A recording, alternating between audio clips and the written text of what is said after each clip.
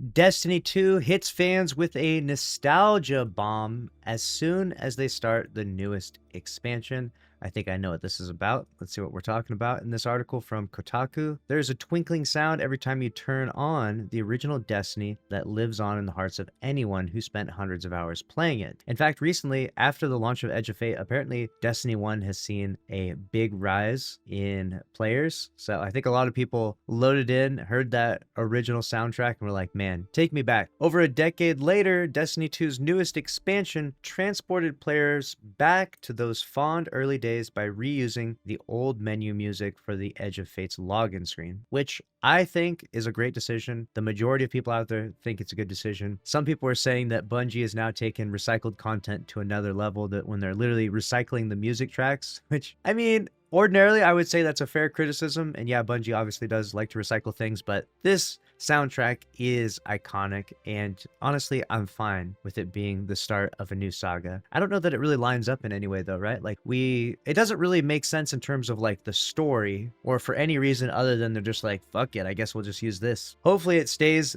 as that soundtrack though, permanently, because it's the best soundtrack. It's a short form video nostalgia bait meme come to life. POV, you wake up in 2008. The last 17 years were just a bad dream. It's time to run Vault of Glass again. A new DLC is just around the corner, and oh, where is Zerd this weekend? What? I'm not sure about this timeline, the 17 years timeline. I mean, Destiny 2 launched in 2014, not 2008. For anyone who has spent years toiling away on the sci-fi shooter's loot treadmill, hearing the Destiny 1 menu theme is like hearing an old hit single you'd long forgotten about come on the radio and instantly hit you like a ton of bricks. True. At a time when the identity of Destiny has never felt more contested and the future of Bungie as a studio has never felt more uncertain, the music is a beautiful reminder of the things about the game. Now 11 years going, that originally hooked fans all that time ago. I didn't drive home during lunch breaks to play just for kicks. The game really was that good. There it is. This is the new title screen, and for Edge of Fate it has the music, okay? The music was composed by people who have long since left the studio, including Marty O'Donnell. No way. I forgot that. Oh man, Marty O'Donnell is a composer for Bungie. He's the one who's responsible for composing the Halo soundtrack as well, and obviously extremely iconic. And he actually ended up suing Bungie for the rights to it and winning in a huge multi-million-dollar lawsuit, which was crazy. And since then, Marty O'Donnell has been on a tear. He's been doing some crazy stuff. We had a bunch of crazy stories about him at a Halloween party where he was apparently being creepy, and then someone drew a knife on him at a Bungie Halloween party. He became a Republican senator candidate, right? So he's trying to get into politics now. Marty O'Donnell, dude, what a guy. Who went on to mount a failed anti-woke congressional campaign. Yes, that's it. And Michael Salvatore, whose layoff from Bungie in 2023 shocked longtime fans. It's an echo from a period in both gaming and the world that feels like it was a lifetime ago, or 3. And it harkens back to an era of Destiny that lives much more fondly in players' memories than the last few years of the MMO FPS. Anytime the state of modern Destiny 2 has players down, or seasonal missteps burn people out, there's a predictable ritual of fans looking back and pinning for the good old days when the sci-fi lore was less convoluted and held more promise. And when the shooter felt new, unique, and unburdened by the what is that expression?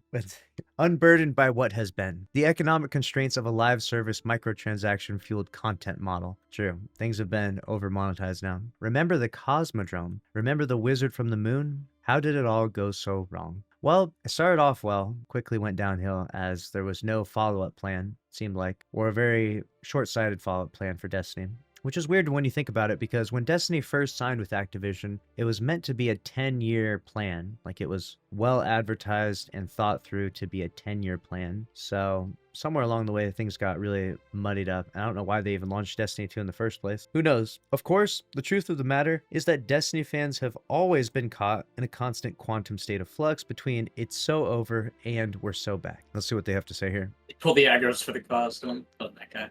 No, so we gotta break Just this so shit. next Is I'm this actually not clearing. quick poll? Is it so over or are we so back? We're so back. I got a 20% increase on all my damage. Let's go. You mean like Destiny-wise? Like, I think It's the actual DLCs are bad. However, the core game seems chalk. Okay. Got you. Good. That's all I It's so needed. over. We're so back. It's so over. We're so Just back. both. Yeah, part of it's over and part of it's back. Yeah, both. To answer your question, Lucky, Perfect. All right, so the game has died and been reborn more times than any other multiplayer blockbuster in the genre, and still we return, chasing that old high again, even as more and more of our comrades wash out in the ebb and flow of annual updates. The old music is a nice welcome back, but it remains to be seen if the rest of the Edge of Fate can deliver even an inkling of what those vibes are inspired by them. There it is. I agree. I liked the nostalgia play from Bungie because I like the soundtrack a lot. Actually, I'll ask them what they have said. Opinion.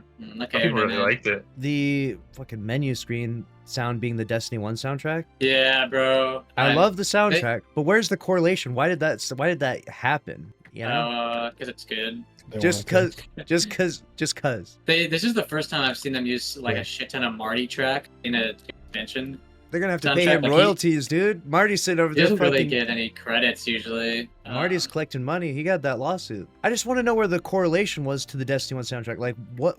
there isn't What? one. Because we're like starting a new saga. It's cool to just get the Guardian theme again for the menu. But we aren't really starting a new saga. Yeah. We aren't Yeah. really starting a new Wait, saga. We're on the 9 now. Fuck the Traveler. Fuck the Yeah, but Veil. all the old saga is still here and still relevant. They're not going to But delete it. We're telling a story about the 9 with those characters. And so, we were telling that story before too, just to a lesser not with the 9. degree. Not really. Somewhat, Like, yes. now we're They're all finding the just 9. complete mystery characters. Yep. Anyone check out Zur? Not complete mystery. No, Good idea. I meant Mostly to. mystery. Sure. Check. What do you Mostly now. mystery. Lucky it was all speculation. 99%. We literally know nothing about them. It was literally all speculation. You could think that they were all the planets, but we had no fucking clue until right at the 9. The start of a new saga. That's what everyone's the claim is. There's no better way to start That's a what new it is. saga than with some recycled content. I'll let it slide because the D1 nostalgia is so good, but it's definitely an interesting play. A whole new saga. Let me know what you think about the situation in the comments below.